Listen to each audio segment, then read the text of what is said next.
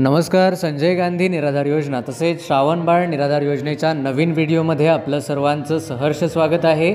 तुम्हाला 2500 रुपये मिळण्यासाठी आता काय काय करावं लागणार आहे, तसेच नोव्हेंबरचे अनुदान जर तुम्हाला हवे असेल तर काय करावं लागणार आहे याविषयीची सविस्तर माहिती आज आपण जाणून घेणार आहोत. एवढेच नव्हे तर तुम्ही विचारलेल्या सर्व प्रश्नांची उत्तरे देखील जाणून घेणार आहोत, ते देखील तुमच्या नावासहित. जर तुम्हाला वाटत असेल आपलं नाव या व्हिडिओमध्ये यावं किंवा तुमच्या प्रश्नाचं उत्तर तुम्हाला मिळावं तर कमेंटमध्ये नक्की तुमचा प्रश्न विचारा. त्याचं जे उत्तर आहे तर लगेचच आम्ही देण्याचा पुरेपूर प्रयत्न करू. फक्त उत्तरच नाही तर फोनच्या माध्यमातून किंवा फिजिकली तुमच्या तालुक्याशी किंवा बँकेशी संपर्क साधून तुमचे जे प्रश्न आहेत तर ते सोडवण्याचा पुरेपूर प्रयत्न करू. चला तर वेळ न गमावता आजच्या या व्हिडिओला सुरुवात करूया. सुरुवातीला लाभार्थ्यांकडून विचारले जाणारे प्रश्न जे आहेत तर ते घेऊया आणि त्यानंतर जे आहे तर ते तुम्हाला काय करावं लागेल जेणेकरून तुम्हाला नोव्हेंबर महिन्याचं अनुदान मिळेल याची देखील माहिती पुढे पाहणारच आहोत. चला, आजचा पहिला प्रश्न आपण बघतोय. वाल्मिक येवले यांचा पहिला प्रश्न आहे, तो आपण घेऊया. तुम्हाला सांगू इच्छितो, बरीच लाभार्थी आपल्याला सांगतात की सर तुम्ही आमच्या प्रश्नाचं उत्तर देत नाही. मी 2 वेळा प्रश्न विचारला आहे, 3 वेळा विचारला आहे, 10 वेळा विचारला आहे, परंतु प्रश्न बरेच असल्यामुळे तुम्हाला प्रत्येकाला उत्तर देणं शक्य होत नाही. परंतु आम्ही जेवढे शक्य होईल तेवढ्या सर्व प्रश्नांची उत्तरे नक्की देण्याचा प्रयत्न करतो. तर बघा, वाल्मिकजी यांचा पहिला प्रश्न आपण घेऊया. सर मी दिव्यांग असून देखील मला इंदिरा गांधी निराधार योजनामध्ये टाकले आहे, तर मला 2500 रुपये मिळतील का, किंवा त्यासाठी काय करावं लागेल? अत्यंत महत्त्वाचा प्रश्न आहे. तुम्ही दिव्यांग असून इंदिरा गांधी वृद्ध पेन्शन योजनेमध्ये तुम्हाला त्यांनी टाकलेलं आहे. तुमचं एज काय आहे इंदिरा गांधी निराधार योजनेमध्ये? अच्छा, ठीक आहे. तुम्ही दिव्यांग आहात आणि तुम्हाला इंदिरा गांधी निराधारमध्ये टाकलेले आहे, संजय गांधीमध्ये न करता. तर तुमचं एज काय आहे ते कळवा. आणि त्यानंतर आता तुम्हाला अनुदान 2500 रुपये मिळेल का असं तुम्ही विचारलेलं आहे. अत्यंत महत्त्वाची माहिती आणि प्रश्न देखील महत्त्वाचा आहे, कारण बऱ्याच लाभार्थ्यांना माहिती नसतं आपण कुठल्या योजनेमध्ये आहोत आणि लाभार्थी जे आहेत तर ते वेगळ्याच योजनेचा लाभ घेत असतात आणि त्यांना वाटतं की अनुदान मिळत नाही आहे. तर बघा, तुम्हाला कायद्याने अनुदान मिळायला पाहिजे, कारण सरकारने जे परिपत्रक काढलेलं होतं त्या परिपत्रकामध्ये असं स्पष्ट लिहिलेलं होतं की संजय गांधी निराधार योजना व इतर सर्व उपयोजना ज्या त्याच्याशी संलग्न असलेल्या सर्व योजना, या योजनांतील सर्व लाभार्थ्यांपैकी जे पात्र, मी पुन्हा सांगतो, जे पात्र दिव्यांग लाभार्थी आहेत अशा सर्व पात्र दिव्यांग लाभार्थ्यांना वाढीव अनुदान मिळण्यात यावे असं जे आहे तर त्यामध्ये लिहिलेलं होतं. त्यानुसार जरी तुम्ही इंदिरा गांधी पेन्शनमध्ये असला तरी तुम्हाला जे आहे तर ते 2500 रुपये मिळायला पाहिजे. आता त्यासाठी तुम्हाला काय करावं लागेल हा देखील एक महत्त्वाचा प्रश्न आहे. तर बघा, त्यासाठी तुम्हाला तुमचं UDID आणि डिसॅबिलिटी आधार कार्ड आणि बँक पासबुक हे तहसीलच्या ठिकाणी जमा करायचं आहे. फक्त जमा करायचं नाही तर ते ऑनलाईनमध्ये अपडेट करून घ्यायचं आहे. आता कोण अपडेट करणार, तर तुम्ही स्वतः जाऊन तहसील कार्यालयामध्ये जाऊन जे आहे तर ते अपडेट करायला सांगा आणि त्यानंतर तुम्हाला नोव्हेंबर महिन्याचे 2500 रुपये मिळणार आहे. तर चिंता करू नका. जरी तुम्हाला जे आहे तर ते आत्ता पैसे मिळाले नसले तरी डिटेल्स अपडेट केल्यानंतर 100% तुम्हाला पैसे येणार आहे. ठीक आहे. तर बघा, कराडजी, आशा करतो तुमच्या प्रश्नाचं जे उत्तर आहे तर ते तुम्हाला मिळालेलं असेल. आता पुढील प्रश्नाकडे देखील वळणं गरजेचं आहे, कारण आपल्याकडे बरेच प्रश्न आहेत आणि वेळ खूप कमी आहे, त्यामुळे बऱ्याच लाभार्थ्यांचे प्रश्न राहून जातात. परंतु जे खरंच महत्त्वाचे प्रश्न आहेत, ज्या विषयावर अनेक प्रश्न आलेले आहेत, अशा विषयांवर अनेकांचं नाव न घेता एखाद्या व्यक्तीच्या नाव घेऊन आपण सर्वांचे प्रश्न सोडवण्याचा प्रयत्न करत असतो. बघा, पुढील प्रश्न विचारला आहे धीरज सोनवणे यांचा. पुढील प्रश्न आपल्याला आलेला आहे. तर ते म्हणतात, सर मी सप्टेंबर महिन्यात पात्र ठरलेलो दिव्यांगमध्ये, अच्छा, मला कधी व किती मानधन मिळेल, प्लीज रिप्लाय मी. तर बघा, जर धीरजजी, जर तुम्ही पात्र ठरलेला असाल, सप्टेंबरमध्ये तुम्ही लिहिलं आहे की मी सप्टेंबर महिन्यामध्ये जर तुम्ही पात्र ठरलेला असाल तर तुम्हाला ऑक्टोंबरमध्ये 2500 रुपये आले असतील तर नोव्हेंबरमध्ये देखील आता 2500 रुपये तुम्हाला येईल. जर तुम्हाला ऑक्टोंबरमध्ये 2500 आले नसेल तर नोव्हेंबरमध्ये जे आहे तर ते 2500 रुपये तुम्हाला येणार नाही. ते येण्यासाठी तुम्हाला निश्चितच डॉक्युमेंट्स अपडेट करणं गरजेचं आहे. जसं मी आधीच्या व्यक्तींना सांगितलं त्याप्रमाणे तुम्ही देखील तेच डॉक्युमेंट्स द्यायचे आहेत जे मी आधी सांगितले, तेच डॉक्युमेंट्स धीरज तुम्हाला देखील देणं गरजेचं आहे. जर तुम्हाला याआधी म्हणजे आत्ता 10 तारखेच्या आत तुम्हाला जे पैसे आलेले होते या महिन्यामध्ये ऑक्टोंबर महिन्यामध्ये जर ते 2500 आले असतील तर निश्चितच तुम्हाला जे आहे तर ते अनुदान 2500 रुपये आता येणार आहे. ठीक आहे. आकाश पाटील आपल्याला विचारतात, म्हणजे बरीच लोक विचारतात, त्यांचं नाव घेतो आहे आपण. सर तुमचा कॉल लागत नाही आहे सर. तर तुम्हाला सांगू इच्छितो तुमचा कॉल लागत नाही आहे असा तुमचा प्रश्न आहे. तर बघा बऱ्याच फोन्स येत असल्यामुळे जे आहे तर ते फोन लागत नाही. त्याच्यामुळे चिंता करू नका, तुम्ही व्हॉट्सॲपवर मेसेज करू शकता निश्चितच.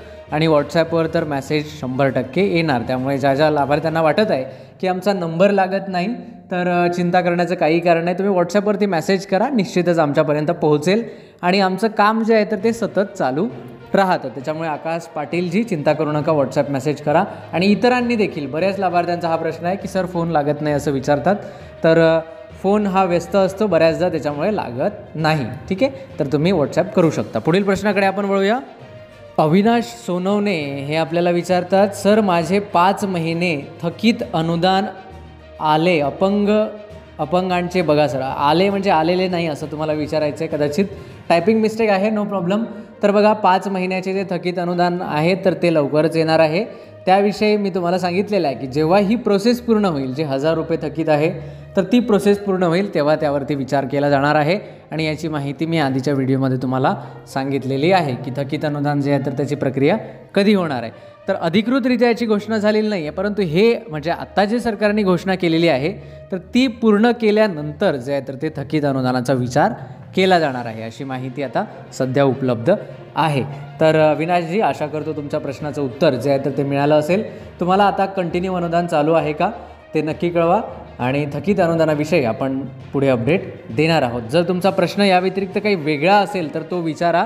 इथे तुमचा प्रश्न समजत नाही आहे, त्यामुळे तुम्हाला जे आहे ज्या पद्धतीने तुम्ही प्रश्न लिहिला आहे त्या पद्धतीने उत्तर देण्याचा आम्ही प्रयत्न केलेला आहे. पुढील प्रश्नाकडे आपण वळूया. अत्यंत महत्त्वाचा असा प्रश्न पुढील आहे, तो आहे मंगेश अग्निहोत्री असं काहीतरी त्यांचं नाव आहे. नावामध्ये मी बऱ्याचदा सांगतो चुका होऊ शकतात, कारण ते नाव जर तुम्ही लिहत नसाल तर. ते विचारतात, सर मी 73% कर्णबधीर कॅटेगरीमध्ये अपंग असून सप्टेंबरमध्ये खात्यात 2500 रुपये आले आहे. ऑक्टोंबरचे तर मला KYC करणे अत्यंत आवश्यक आहे का? काय म्हणता तुम्ही? वय वर्ष 59 आहे. अच्छा, तर सप्टेंबरमध्ये नाही तर तुम्ही लिहिलं, इथे चुकून लिहिलेलं असावं. तुमच्या पोस्ट बँकेमध्ये तुम्हाला 2500 रुपये आलेले आहेत तर तुम्हाला KYC करणं बंधनकारक आहे का, असा महत्त्वाचा प्रश्न तुम्ही विचारलेला आहात. तर बघा तुम्हाला सांगू इच्छितो, तुमचं नाव अग्निहोत्रजी, एक मिनिट, तुमचं नाव मंगेशजी. बघा तुम्हाला सांगू इच्छितो, तर जर तुम्हाला पैसे आले असेल तर KYC सध्याला नाही केली तरी चालेल. परंतु बघा, तुम्हाला पैसे आले असतील तरी KYC नाही केले तरी चालेल, परंतु जर शक्य असेल तर करून टाका. कारण जर आता आलेले आहे म्हणून आपण जर काळजी नाही घेतली तर पुढे होऊ शकेल की चेक झाल्यानंतर जर तुमची KYC नसेल तर अनुदान तुम्हाला नाही येणार, असं देखील होऊ शकेल ना. त्याच्यामुळे KYC करण्यासाठी कुठलाही पैसे लागत नाही आहे, कुठलाही वेळ जात नाही आहे. एक 5 मिनिटाचं ते काम आहे. त्याच्यामुळे तुम्ही शक्य असल्यास KYC करून टाका, जेणेकरून तुम्हाला पुढे अडचण येणार नाही. सध्याला तुमचं वय 59 तुम्ही लिहिलेलं आहे, कर्णबधीर या कॅटेगरीतून तुम्ही आहात, तर सध्याला तुम्हाला करण्याची गरज नाही आहे जर अनुदान आलेलं असेल. परंतु जर KYC होत असेल तर करून टाका, कारण पुढे अडचण येणार नाही. तर आशा करतो मंगेशजी तुमच्या प्रश्नाचं उत्तर जे आहे तर ते तुम्हाला मिळालेलं असेल. बरेच प्रश्न आहेत, पुढे आपण जाऊया. पुढील प्रश्न पाहण्याआधी मी तुम्हाला सांगू इच्छितो, जर आपल्यापैकी कुणी चॅनलवरती नवीन असेल तर अशाच प्रकारच्या अधिकृत माहितीसाठी आपल्या चॅनलला सबस्क्राईब करायला विसरू नका. तसेच जर तुमच्या मनामध्ये काही प्रश्न किंवा शंका असतील तर ते देखील नक्की विचारा. तुमच्या नावासहित तुमचं जे उत्तर आहे तर ते इथे देण्यात येईल. तसेच जर तुम्हाला फक्त उत्तर देऊन समाधान होत नसेल तर आम्ही फिजिकली फोनच्या माध्यमातून देखील तुमच्याशी संपर्क साधून तुमचा जो प्रश्न आहे तर तुमची जी समस्या आहे तर ती सोडवण्याचा पूर्णपणे प्रयत्न करणार आहोत. तर सर्व लाभार्थ्यांना सांगू इच्छितो, आता अनुदान जे आहे तर ते पुढील महिन्याचे म्हणजेच नोव्हेंबर महिन्याचे तुमच्या खात्यामध्ये जमा होणार आहे. याविषयीचा शासन निर्णय कधी येणार याविषयी काल मला वाटतं मी तुम्हाला माहिती सांगितलेली आहे.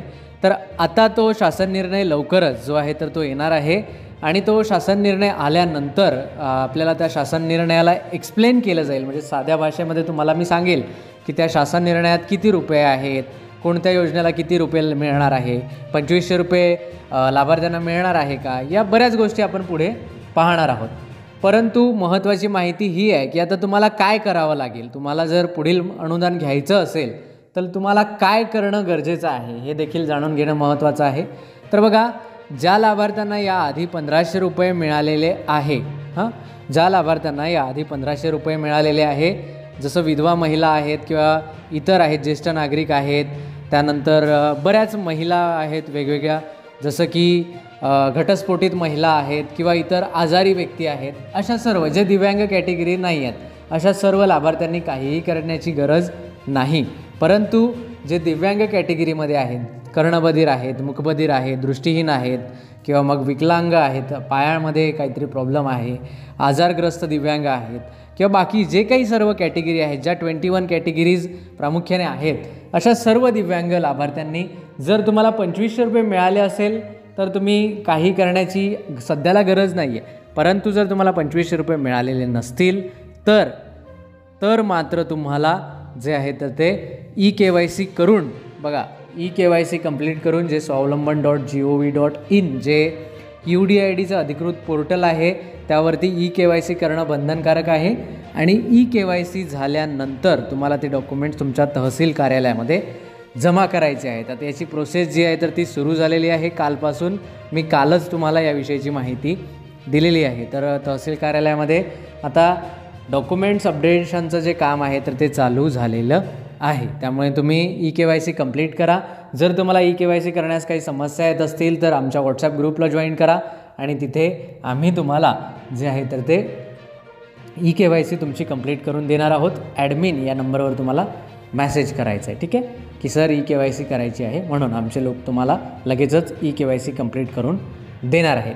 तर या पद्धतीने हीच कामे करायची आहे. व्यतिरिक्त तुम्हाला काहीही वेगळं काम करायचं नाही आहे आणि याला कुठलंही जास्त शुल्क न लागता ही सर्व कामं करायची आहेत.